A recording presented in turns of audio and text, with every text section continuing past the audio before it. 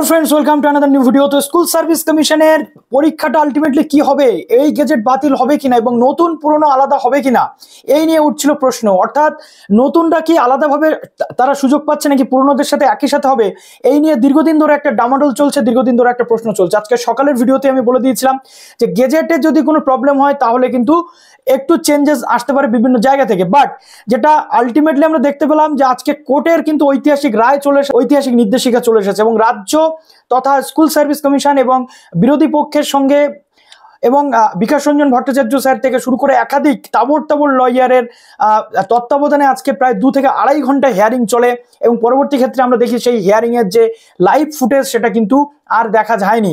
5 minute পরে বলা হয়েছিল যে আবার লাইভে আসবেন বিচারপতি, বাট সেটা হয়নি, পরবর্তী ক্ষেত্রে অফলাইনে সেটা হয়েছে। তো এখন কি তথ্য আসছে, গেজেট কি বাতিল হবে, নতুন পুরনো কি আলাদা হবে নাকি কি, পুরো বিষয়টা উঠে এলো নির্যাস ডিসকাস করবো আজকের এই ভিডিওটাতে। তাই এই ভিডিওটা প্রচুর শেয়ার করতে হবে এবং প্রচুর লাইকও করতে হবে। তোমাদের কোন আছে অবশ্যই চ্যানেলটিকে সাবস্ক্রাইব করে পাশে থাকা বেল আইকনটি ক্লিক করে দিতে একদম ভুলো না, যাতে সব তথ্যগুলো তোমরা টাইম এখান থেকে পেয়ে যাও। তো এবার আমি 1 বাই 1 তোমাদের বলবো যে এক্সাক্ট সেখানে আজকে কি কি ঘটেছে, একদম প্রথম থেকে তোমাদের শুনতে হবে এবং আজকে কি নির্যাস উঠে এলো এসএসসির পক্ষ থেকে বা রাজ্যের পক্ষ থেকে।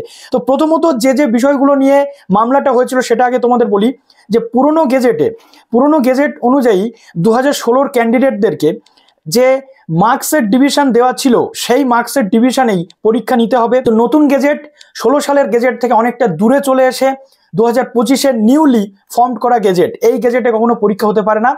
এই গেজেট সুপ্রিম কোর্টের নির্দেশ মেনে হয়নি, এটা বিকাশবাবু বা যারা আইনজীবী ছিলেন এসএসসির বিরোধী আইনজীবী তারা কিন্তু এটা সাবমিশন করেছিলেন এবং এখানে শুধুমাত্র 2016 ক্যান্ডিডেটদেরকেই এই যে রিক্রুটমেন্ট আছে তাদের সেট ভ্যাকেন্সি তাতে বসতে দেওয়া হোক এবং নতুনদের জন্য 2025-এর নতুন রুলস মেনে আলাদাভাবে পরীক্ষা করানোর কিন্তু দাবি সেখানে ছিল। অর্থাৎ কেন দুটোকে একসাথে কম্পাইল করা হলো এটা নিয়ে প্রশ্ন উঠছিল। এর সাথে যেটা ছিল যে বয়সের ছাড়, অর্থাৎ বাদবাকি ক্যান্ডিডেট ছিল এই চাকুরিহারা ক্যান্ডিডেট বাদ দিয়ে তাদের বয়সের ছাড়টা যাতে সবাই পায়, শুধুমাত্র যে শিক্ষকতার চাকরিতে যারা ছিলেন তারা নয়, যারা বঞ্চিত ক্যান্ডিডেট ছিলেন তাদেরও যাতে বয়সের ছাড় পায়, এটা নিয়ে উঠেছিল সওয়াল। এবং এর সাথে যেটা রয়েছে যে বর্তমানে পোর্টালে বয়সের ছাড় তারা পাচ্ছেন না, 40 বছর পর্যন্ত নিচ্ছে, তার বেশি কিন্তু নিচ্ছে না। এর সাথে যেটা ছিল যে মার্কসের যে ডিভিশন, সেই ডিভিশনটা যেটা ছিল যে টেন্টেড ক্যান্ডিডেট অর্থাৎ অভিযুক্ত দাগি চিহ্নিত যারা ক্যান্ডিডেট তাদেরকে কেন ফর্ম ফিল আপের সুযোগ দেওয়া হচ্ছে, তাদেরকে কেন বাদ দেওয়া হচ্ছে না, এটা বলা হয়েছিল। এবং ঠিক অপোজিট ভাবেই আমরা যদি দেখি এসএসসির আইনজীবীর পক্ষ থেকে অর্থাৎ কল্যাণ বন্দ্যোপাধ্যায়ের পক্ষ থেকে বা রাজ্যের অ্যাডভোকেট জেনারেলের পক্ষ থেকে সওয়াল কিন্তু করা হয়।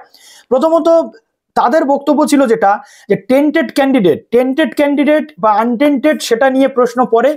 আগে সুপ্রিম কোর্টের রুলসে কোথাও এটা মেনশন নেই যে টেন্টেড ক্যান্ডিডেটটা পরীক্ষা বসতে পারবে না, এটা এসএসসির আইনজীবীর পক্ষ থেকে সওয়াল করা হয় এবং রীতিমতো তারা টেন্টেড ক্যান্ডিডেটদেরকে কিন্তু সাপোর্টে কথা বলেন, যেটা আমরা দেখেছি।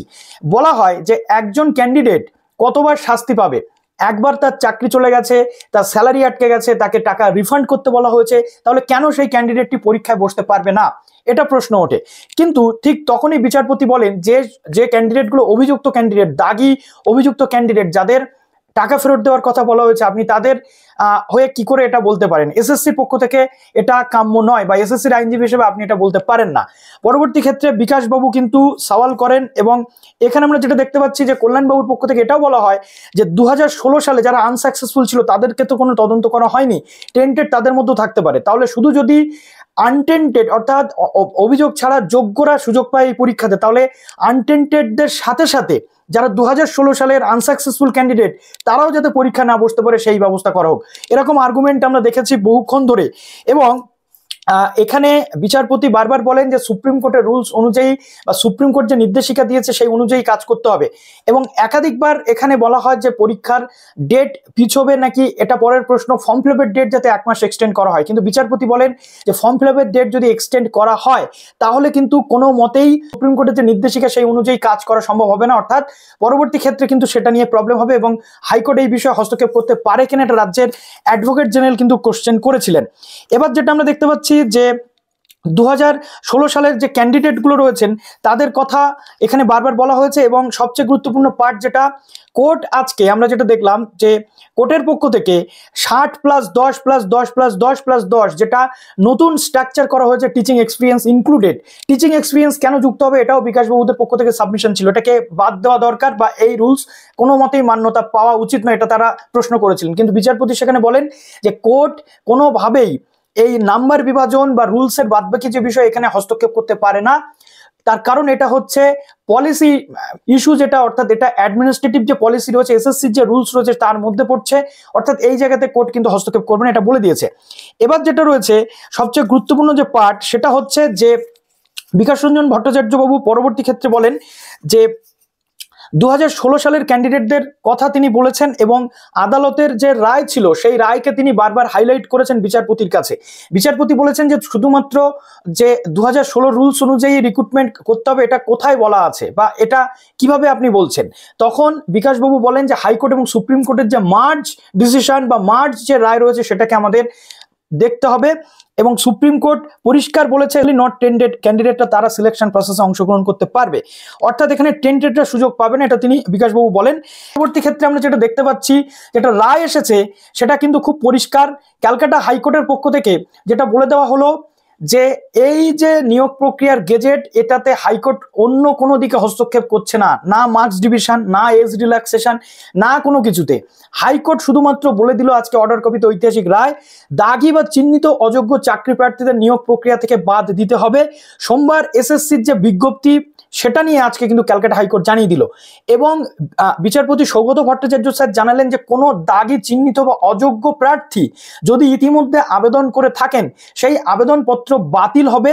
এবং বস্তুত হাইকোর্ট জানিয়ে দিল যে সুপ্রিম কোর্টের নির্দেশ মেনে নিয়োগ প্রক্রিয়া শেষ করতে হবে এবং 31শে মেতে যে বিজ্ঞপ্তি এসএসসি দিয়েছিল তাকে সামনে রেখে নিয়োগ প্রক্রিয়া চালিয়ে যাওয়া যাবে।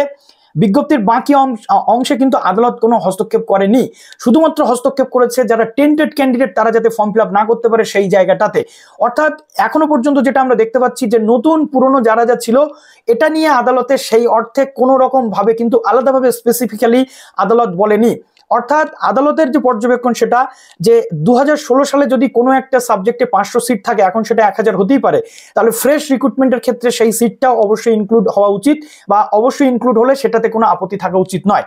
এর থেকে পুরো পরিষ্কার যে আর কোনো সংশয় রইল না, এই যে রিক্রুটমেন্টের গেজেট বা নোটিশ অনুযায়ী আপাতত যে পরীক্ষা স্টেপ ফরওয়ার্ড তোমাদের হতে চলেছে, অর্থাৎ তোমরা পড়াশোনা করতে থাকো, কোনো বাদ যাওয়ার কিন্তু কোনো প্রশ্ন এখনো পর্যন্ত আজকের রায়ে এই গেজেটে নেই। এরপর যেমন তথ্য আসবে অবশ্যই তোমাদের সামনে তুলে ধরবো এবং নতুন পুরনোর মধ্যে কোনো ভেদাভেদ নেই, সবাইকে একসাথে করে কম্পাইল্ড করে কিন্তু এই যে 40,000+ সিট এই সিটের রিক্রুটমেন্ট কিন্তু হতে চলেছে এই গেজেট অনুযায়ী। তো চলো ভিডিওটা এখানে শেষ করলাম, ভালো থেকে সবাই, বেস্ট অফ লাক।